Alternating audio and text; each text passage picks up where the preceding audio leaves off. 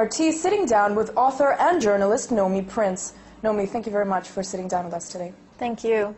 My first question is, you are a former Wall Street insider, now exposing the greed and corruption that goes on there. What are the main secrets that Americans need to know about? Well, I think everyone needs to know that the main driving force within any Wall Street company is the bonus and the profit, sort of the bonus first and the profit sort of later. So it's a very hyper-competitive environment. And it's not always even about the money that the bonus represents. It's about this idea of the game and the competition between various people going up the chain of command to try and achieve more power and sort of a better stature in the firm that drives a lot of the competition and a lot of the decisions that get made on a regular basis. The number of the bonus comes after. It's like the stamp of approval, and everyone is always trying to get at it.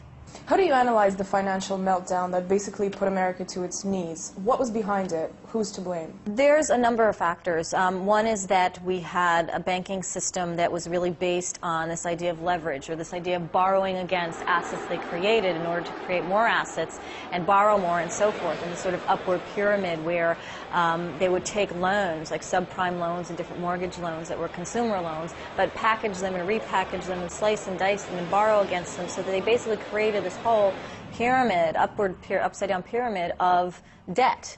And they had to continue to push that debt throughout the world, selling it into small pension funds, small villages in Europe, just basically throughout the world in order to continue to keep that process going. So at the end, when there was any problem at the bottom of that pyramid with any of the subprime loans, which ultimately catalyzed the crisis, everything else collapsed, and that became a bigger crisis. There's been a lot of talk lately about the possibility of a second wave of the economic crisis that some are predicting would come in the next 6 to 12 months or so. What do you foresee? I don't know if it's exactly 6 to 12 months, but we're definitely not out of the woods, because what's happened as a result of the crisis, in particular the big banks that were at the center of the crisis in the United States, is that they've become bigger.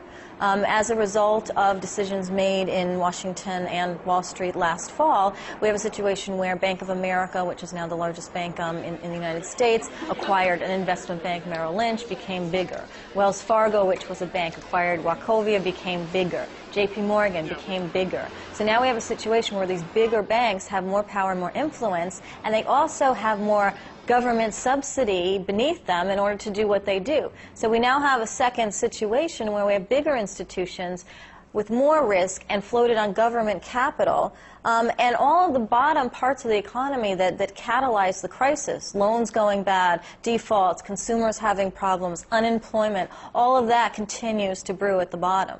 Do you agree with the American government with the saying that the country is now in recovery?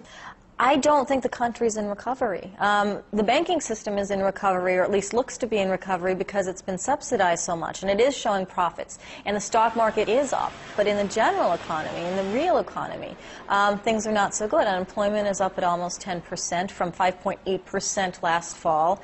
Foreclosures continue to increase. Consumer credit problems continue to increase. And all of the major metropolises in the United States continue to have double-digit employment, whereas last year there was only a handful that had double-digit employment. So none of that is really good in terms of the general economic stature.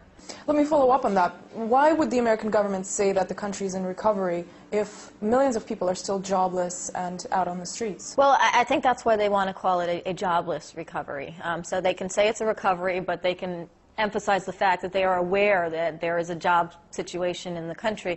But I think it's also giving a bit of a false hope. The banks have recovered, but largely because of the money that has been given to them by the government. The government has subsidized the population by a lot less, actually and proportionately, and that has manifested itself in having a more deteriorated economy in the general population. But I think the government is very keen to have this all blow over, and if any confidence they can give in the concept of recovery will work towards that effect, and that, I think, is what they want to try to do as well. On your website, you keep count of how much money the American taxpayer has given to the bailout. What are the numbers now? How much money is the American taxpayer giving for these injections being made into the economy?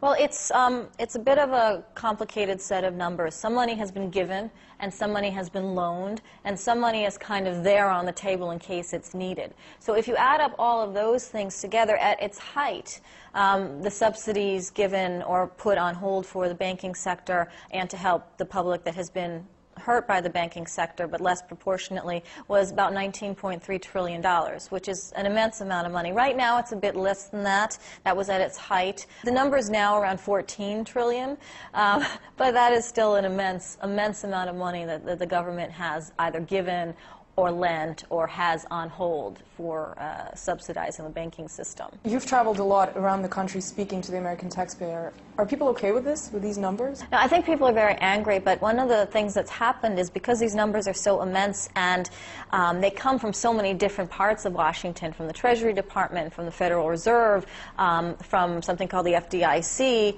which is an insurer for deposits in banks, it's really hard for any individual to know exactly how much has gone out and what it's been used for and all of that. So there's a tremendous anger at the idea that Wall Street has been bailed out and Main Street is still suffering. But the average American, and indeed most Americans, even most journalists, don't really have a sense for exactly how much money has been put on as available for bailing out Wall Street. In your work, you've been uncovering the money flows between Wall Street and Capitol Hill. Can you talk to us about what's been going on there? What kind of relationship do Wall Street and Capitol Hill have? There's a very tight relationship between Wall Street and Washington. First and foremost, Wall Street and the banking industry in general is the largest political donor to both parties in the United States. So if you look at all the other industries in the United States, the financial industry has basically paid for more elections and more campaigning than any other industry. And also it produces a number of leaders in Washington. For example, our former Treasury Secretary Henry Paulson was, before that position, the CEO of Goldman Sachs, which was one of the largest investment banks. So, you have this like open door policy between Wall Street and Washington, and then when someone gets from Wall Street to Washington, they have the ability to make decisions over what happens to the general economy, what happens to the relationship with Wall Street and Washington from a very, very high position.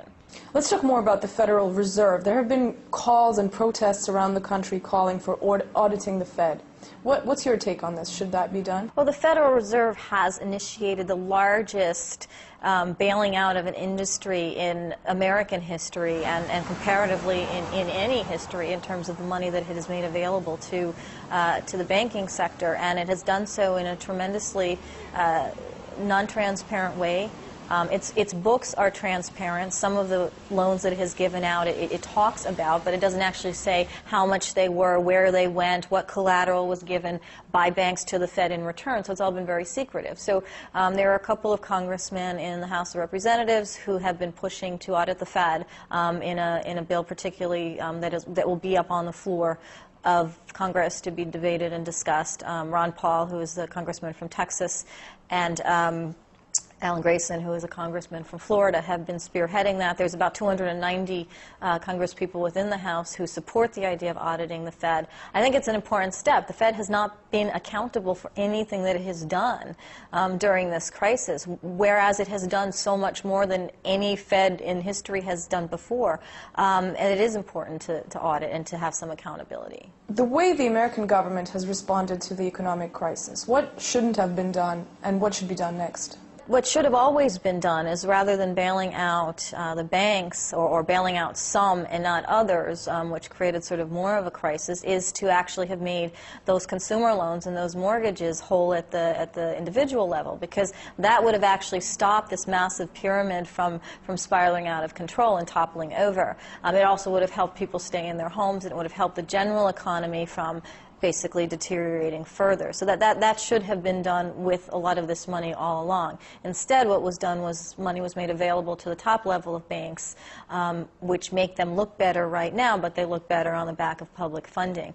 I don't think banks should have been made as big as they were. The mergers that were agreed to last year, at a time of crisis, when the government's funding the banking system, to allow banks to become bigger, to approve them to become bigger, is precisely the wrong thing to do. It would have been better to dissect them and make them smaller, instead of, for example, merging Merrill Lynch with Bank of America. Those two things should never have been put together. And in general, investment banks and commercial banks, the ones that deal with the consumers and the public, should not be allowed to be as big as they are and to be within the same institution. So on a scale from 1 to 10, what mark would you give Barack Obama for the way he's been handling the situation? That's a tough question. I'd say Obama's probably around the 6, 7 level, only because he came into a major crisis that wasn't his administration's, but at the same time, it doesn't seem to me like he's doing the steps that are required to really stabilize the system for very much in the future, i.e. like making the banks smaller and actually really holding people accountable and holding the Fed accountable. Instead, he's actually